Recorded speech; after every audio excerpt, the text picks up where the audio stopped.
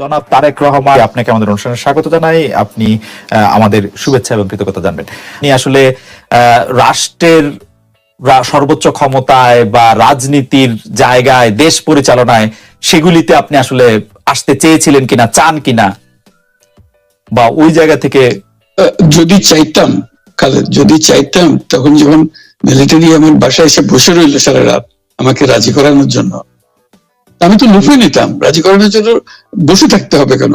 আমি যদি ক্ষমতাই চাইতাম, বলি আজ চলেন চলেন, কি করতে, কি কোন জামাটা পড়তে হবে দেখিয়ে দেন, এখনই যাচ্ছি।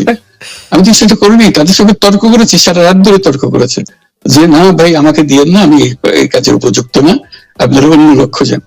তারা আমার উপরে মন ঠিক করে ফেলেছে আমাকে নিতে হবে।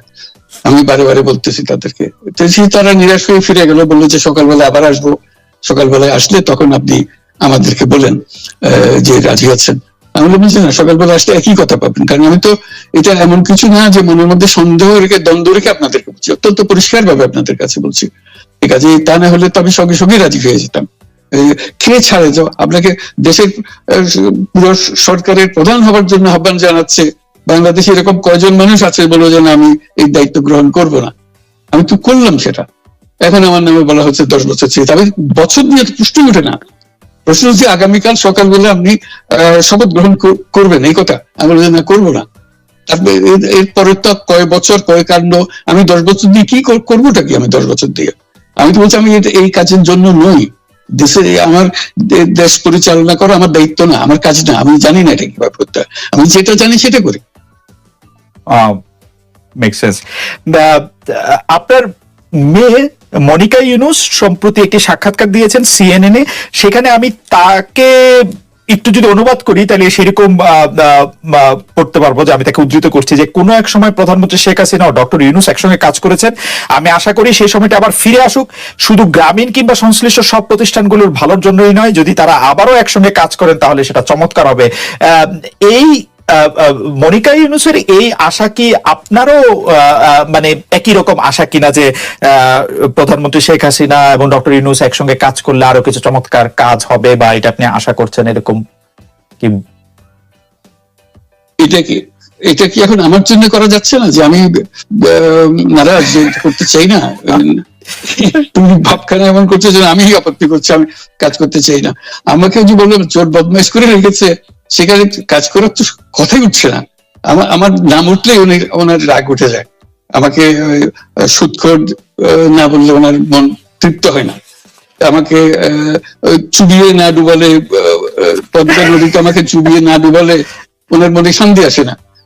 ঠিক আছে, আমি কি করে বলবো? ওনাকে বলতে তো হবে, ওনাকে যদি কিছু বলতে হয়।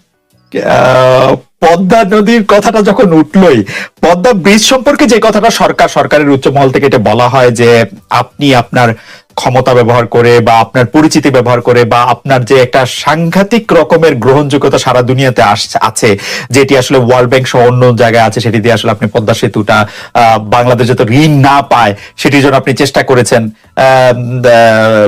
এই ব্যাপারটা নিয়ে কি আপনি একটু কিছু বলবেন, যে এটা আপনার বিরুদ্ধে একটা অভিযোগ? কি বলবো, এটা বলো, এটা হাস্যকর একটা কথা মুখ থেকে বলে ফেললো চোর ডাকাতের মতো, এটাও আরেকটা বলে ফেললো, এটাই সত্য হয়ে গেল। আমরা যে বারে বারে বিবৃতি দিলাম তখন এটা প্রশ্নই ওঠে না। আমরা বাংলাদেশের নাগরিক হিসেবে আমরা গৌরবান্বিত যে এই পদ্মা সেতুর উপরে আমরা একটা সেতু বানাতে পারবো, এটার জন্য আমরা সবাই চাই। কাজে এটা তো বিরোধিতা করার তো প্রশ্নই ওঠে না। কেন বিরোধিতা করবো? দেশে যে একটা বড় রকমের ঘটনা ঘটতে যাচ্ছে, সেটা তো আমরা সবাই সমর্থন করেছি। বলেই চললেন। এখন একজনে বলতে থাকলে তো আমার করার কিছু তো নাই। উনি এত শক্তিধর যে এখানে আমার কথা তো কিছুই থাকে না। আমার সব সরকারের যাবতীয় প্রচার যন্ত্র ওনার হাতে। আমার তো আমার বলার যত তীক্ষ্ণ।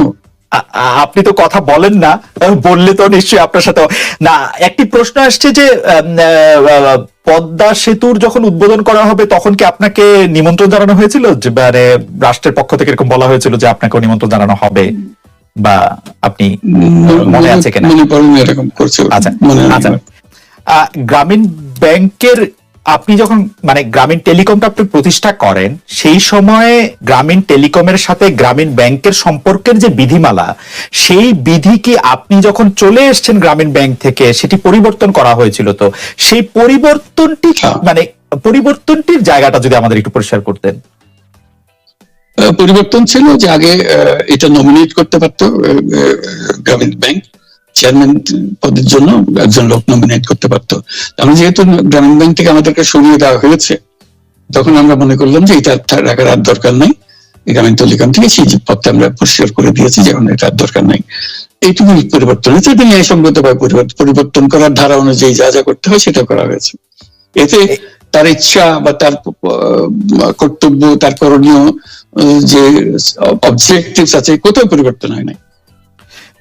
এই ক্ষেত্রে আমাদের এই বিষয়ে আর কি এইটাই আমাদের আরেকটা প্রশ্ন, সেটা হচ্ছে যে গ্রামীণ টেলিকম কি গ্রামীণ ফোন থেকে প্রায় 37% লভ্যাংশ পায়, যে এবং যদি পায় 34% লভ্যাংশ পায়, সেই 34% লভ্যাংশের যে টাকাটা, সেই টাকাটা কোথায় বা কি উদ্দেশ্যে ব্যয় করা হয়, সেই সামাজিক ব্যবসায় যেটি আসলে আপনার পেটেন্ট করা সোশ্যাল বিজনেস, সেটির কাঠামোটা আসলে কি বা সেটি কিভাবে আপনি করেন? সামাজিক ব্যবসা হলো এমন একটা নতুন ধরনের ব্যবসার চিন্তা, যেটা আমরা প্রমোট করছি, আমরা নিজেরা প্র্যাকটিস করছি। যেটা ব্যবসা মানে হলো মুনাফা করা, ব্যক্তিগত মুনাফা করা, এবং তার লক্ষ্য হলো সর্বোচ্চ মুনাফা করা। এটি হলো ইকোনমিক্স এর নিয়ম, যে সর্বোচ্চ মুনাফা যদি করি সবকিছু ঠিকঠাক মতো চলবে। আমরা বললাম যে এটা ভুল জিনিস, যে সর্বোচ্চ মুনাফার মধ্যে দিয়ে মানুষকে এক রকমের নেশাগ্রস্ত করেছে। এই মুনাফার নেশার মধ্যে তাকে ঢুকিয়ে দেওয়া হয়েছে। এই মানুষকে এই মুনাফার নেশাগ্রস্ত মানুষ হিসেবে এটা আমরা কল্পনা করতে পারি না। আমরা বলছি যে এটা মুনাফা সে করবে, সর্বোচ্চ মুনাফা করবে, কিন্তু অন্য ধরনের ব্যবসা আছে। ব্যবসা এখন শুধু এক প্রকারের ব্যবসা আছে, যে ব্যবসাতে শুধু মুনাফা সর্বোচ্চ করেন, এটাই নির্দিষ্ট নিয়ম। আমরা বলছি আরেক রকমের ব্যবসা, যেটা হলো মানুষের সমস্যার সমাধান করা, মুনাফার জন্য কোনো রকমের ইচ্ছা তার না থাকা, মুনাফা বিহীন ভাবে, কারণ মুনাফা ব্যক্তিগত মুনাফা না নিয়ে শুধু সমস্যা সমাধানের জন্য ব্যবসা করা, এটাকে আমরা বলছি সামাজিক ব্যবসা।